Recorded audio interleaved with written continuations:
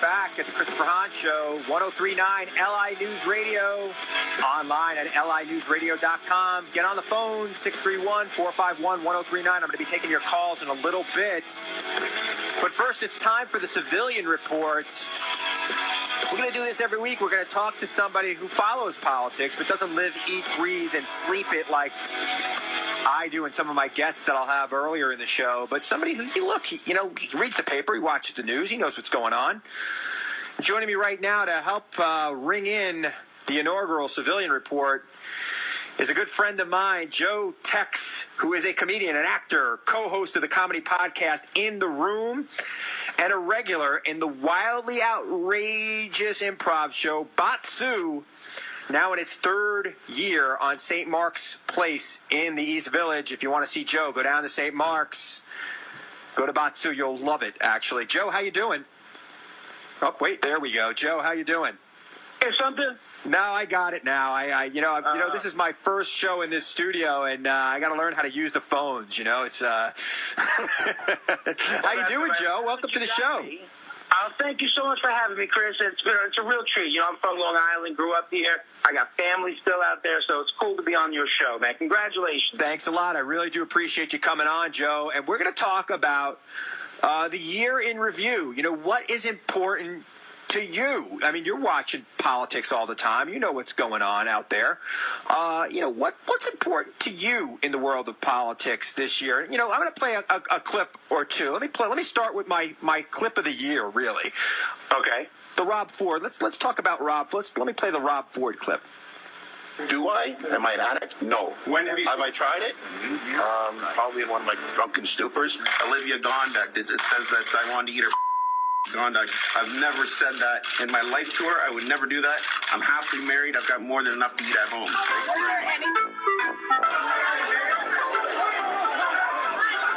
Ladies and gentlemen, I want to apologize. I've made mistakes. Apologizing and saying sorry, you can only say that so many times. I have apologized. I know. I embarrassed everyone. I don't know what to say. I sincerely apologize.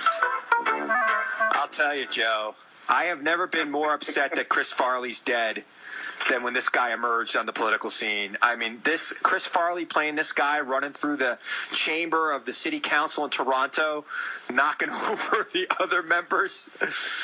Yeah, it doesn't take much of an imagination to picture Chris Farley knocking down the Canadian Parliament building, Yeah, this guy is to me has been a comedian's dream. He gave us hours of entertainment, and I think that it's a shame that we're missing him. I mean, right now, did this story matter to you? Well, I host a comedy podcast as well, and so to me, this was a good week in 2013. Playing these clips. I mean, you can't even write this stuff as a comedy writer. You dream about being able to come up with a perfect turn of phrase like this guy when he talks about what he has at home to eat. I mean, that's just unreal. It was an amazing thing to me. And I have been a political aide most of my career. I'm not anymore, but I've been a political aide most of my career. And I feel so bad for the guys and women who work for him. I can't imagine having to staff that guy. I can't imagine having to be his press secretary right now and communications people who are probably going out of their mind trying to deal with this guy's ever changing maniac behavior that's just going on. Every day it gets worse and worse. I thought it was great. That was the best part about it. It was every day it got worse and worse. And like you said, the press guy, the press secretary, whoever's responsible of trying to explain these actions, he needs a raise. Like a new house, a car. I don't think there's enough money to pay anybody to manage this guy. And the funny thing is this week there was an ice storm in Toronto, pretty bad one. And I saw him on CNN trying to explain the emergency procedure, and I just thought, okay, this guy was smoking crack a month ago, and now he's trying to manage the ice storm, and he's getting ready for re-election. Well, let's be honest, Chris. If you're going to put somebody in charge of handling an ice storm, a crack addict is the right guy to have the job. He may be the the right guy for the job. I mean, I've been to Toronto. It's a clean city. It's a normal city. This guy doesn't even look like he belongs living in Chicago. This is the kind of guy you expect to find living in South Beach somewhere, running around, hanging out. I mean, he's the mayor of Toronto. It's the fourth largest city on the continent. It's a real city. It matters, and it's crazy. But so let me ask you this now. You're not a politician. You are a comedian by trade. You do a lot of things with Face Off Unlimited. You teach classes. You work on some corporate gigs that we can't talk about. But for you, regular civilian out there, what was your top story of the year in politics? What got your attention the most? Well, the one that I guess directly affected me was the one I knew least about. The affordable health care was something that was important to me because I was uninsured last year. And, now I'm not. But there you to be go. honest with you, I didn't know anything about it. I didn't understand it. Literally didn't really understand it until the day I signed up, found out how much my premiums were and all that stuff. I didn't really understand it because, you hear things from both sides. Oh, it's death paddles, and oh, it's the savior of life and God's creation. I mean, it was just both sides going crazy over this. It was hard to make heads or tails of what was really real. And like you said, at the top about the website, that got so much play. But like you said, if you've ever had a website try to go up, it doesn't go up right the first time. No, it never does. And they called it the lie of the year. If you like your plan, you can keep your plan. I'm going to play a clip of that in a second. But anybody who's seen Batsu, your show in New York City, knows that you're a guy who kind of needs health insurance. The way they treat you there. So I'm very happy that the Affordable Care Act allowed you to get some health insurance. Please go see Batsu. The guy gets shot with paintballs. He gets his hand in mouse traps. He gets beat up by a green screen guy. It's a crazy show. Your listeners might be wondering, it's a Japanese punishment game show, and it's true. The health insurance is definitely going to come in very handy. I think you should require all the cast members of Batsu to sign up online. But, they called that the lie of the year. If you like your plan, you can keep your plan. I'm going to play some clips of that, some audio of that. Okay. If you've got health care already, then you can keep your plan if you are satisfied with it. If you like the plan you have, you can keep it. I intend to keep this promise. If you like your health care plan, you'll be able to keep your health care plan. If you like your plan and your doctor, you can keep them. You'll be able to keep your health care plan. If you like your plan, you keep your plan. If you like your doctor, you like your plan, you can keep your doctor, you can keep your plan. If you like your current insurance, you keep that insurance. Period. End of story. If you've got health insurance, you can keep it. If you have insurance that you like, then you will be able to keep that insurance. So, lie of the year, they call that. It was a pretty bad one. I mean, the period, end of discussion, right. Dropping the mic, kicking the podium over kind of thing. That was a little much when all of a sudden it turned out to be not true, yeah. Yeah, I mean, but people hanging out in Astoria, in Coram, down at, Port Jeff, are they really thinking that this is the biggest lie a politician has told this year? Yeah, probably not. I mean, the average guy, we're more into, like, scandals, when it comes to lie. We like the wieners. I'm talking about Anthony. I hope you're talking about Anthony. But, look, I'm a progressive, Joe. You can come out if you want. It's fine. Yeah. I'll support your decision. Yeah, thank you, Chris. You and that Robertson guy on Duck Dynasty, if he wants to come out. We're going to talk about that in the next segment. But, it's saying, getting back into the mayor's race and doing his thing. He actually made some lies. But look, the president went over the top with this. If you like your plan, you can keep your plan business. He probably should have said, if that plan is in compliance and if your insurance company, most importantly, if your insurance carrier chooses to offer you that plan. But that doesn't sound as sexy as period, absolutely, drop the mic, pick the podium. That's a much stronger speech when you're selling something. Well, politicians like to accentuate the positive and eliminate it. I think that's what the president was trying to do when he was doing it. And look, he shouldn't have said it. And it definitely 6 months ago, he should have stopped saying it when it was pretty clear that that was not the case anymore. He should have come off that message and said, look, if you like your plan, you can keep your plan. If your insurance carrier chooses to offer it to you again. And anybody who's ever been in the individual marketplace knows that there's lots of churn in that marketplace. So that's going to happen. So it's interesting to see. So looking ahead to 2014, big congressional year. Most people don't pay attention to these off-year elections. What do you think? Yeah. What do you think some of the bigger stories of 2014 going forward are going to have? What are you looking for in 2014? Well, I've heard that there's a dude named George Prescott Bush, who's the grandson and nephew of the other Bushes, and he is running for office down in Texas. He is. And he is Hispanic. He's good looking. He's a lawyer. This guy is going to come through the ranks. He's Jeb's kid, I think, right? He's He is Jeb's kid. Yeah, he's the future of world domination for the Bush family. He was engineering him in a lab somewhere.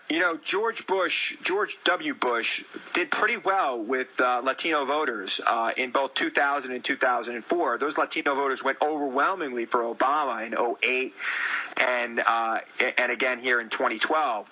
I think that the Republican Party needs a guy like Prescott Bush, George P. Bush, to get into the... Is that what he's going to go with, George P.? George P. That's what they're going to call him, George P. It's George W., George P., George H.W., who was not a bad president, George H.W., as a progressive. He was my boss.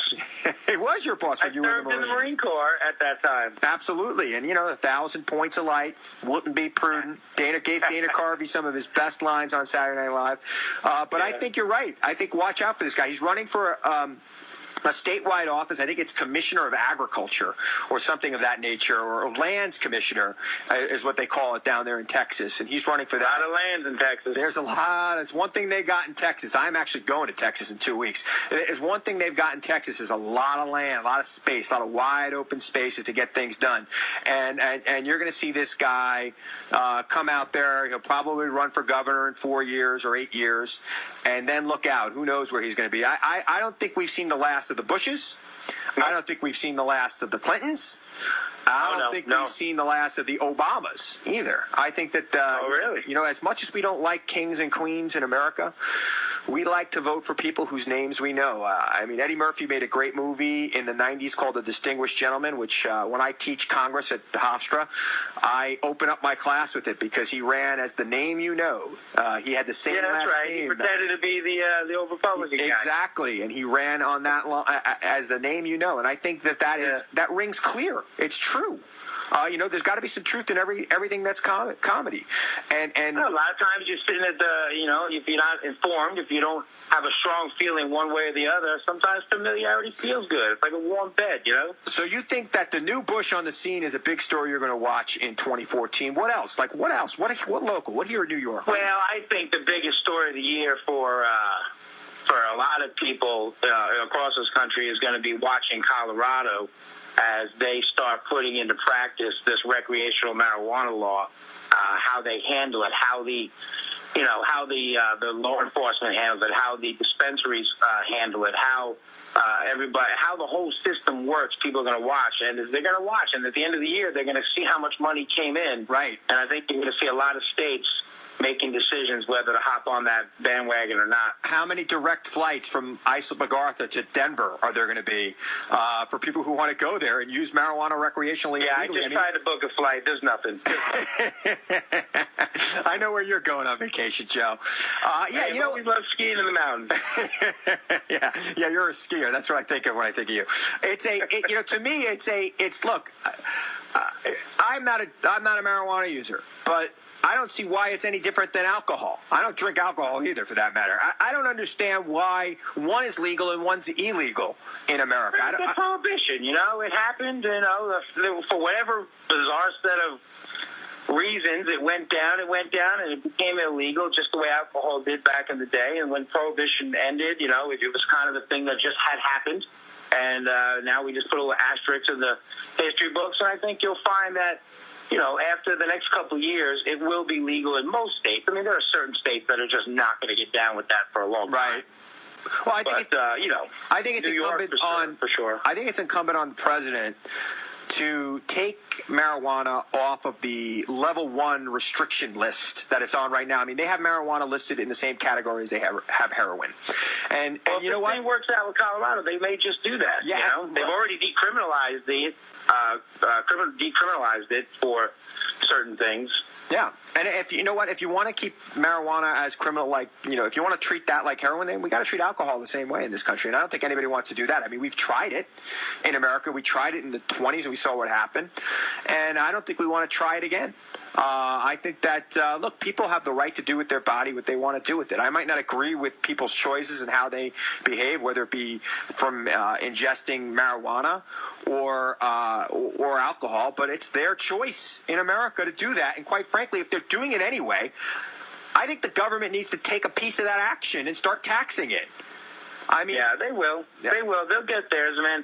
Once, right now everybody's just playing it cool, with their eyes kind of looking to the side, just keeping an eye on Colorado and then Washington to see how much money comes in, how the system works. They'll give them a year to fix any bugs and kind of figure it out. Because, they're inventing a whole new system over there. They're not really sure how to do all this. No, right. But once they get it, it's going to be a good cash crop. And what I'm saying, like $70 million a year is going to come in. What I find amazing, though, is in California, when there was a referendum to allow recreational use of marijuana, the industry that has sprouted up over in California that was the medical marijuana franchises, where there's all these walk-in clinics where you could get a prescription because you're nervous to smoke marijuana. They all fought against the legalization of marijuana for recreational use in California. I mean, what do you make of that?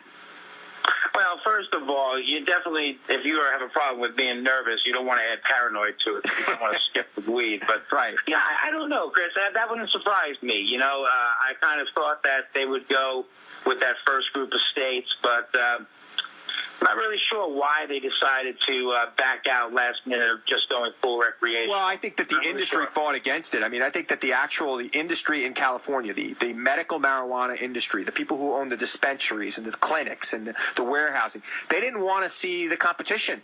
And I think they actually... So they have to be separate, right? They have to have one is medical and then separate clinics, cafes or whatever. For recreational. They didn't want to have that competition. Because why would anybody pay $100 for prescription now and go to a medical marijuana guy? I have the answer to that question. You pay $79, $100 for your medical card one time or for a year or whatever. The taxes in Colorado is, they have low state taxes, like 3.9%. That's what you have to pay, if you have the medical stuff. If you get in the recreational, they add 25% tax on top of that. If you are medical in Colorado, you don't need to pay that extra 25%. Ooh. So it's kind of like a Sam's Club card, You lived in California. When you lived in California, was medical marijuana legal? Yeah, I had a card. I bet you did. Everybody I know who lives in California has a card. It's amazing how that works. I had a backiotomy or something that we helped with. What was it? Would you have dandruff or something? They gave you a prescription for dandruff? It was a terrible case.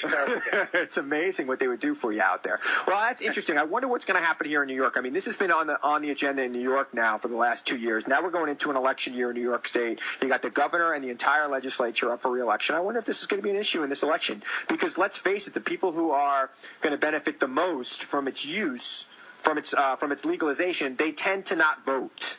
So it's yeah, I mean, yes, that's true, but I think it's lessening each year. I think as the stigma about it is falling away each year, it gets more and more commonplace. Now you hear grandmothers talking about it.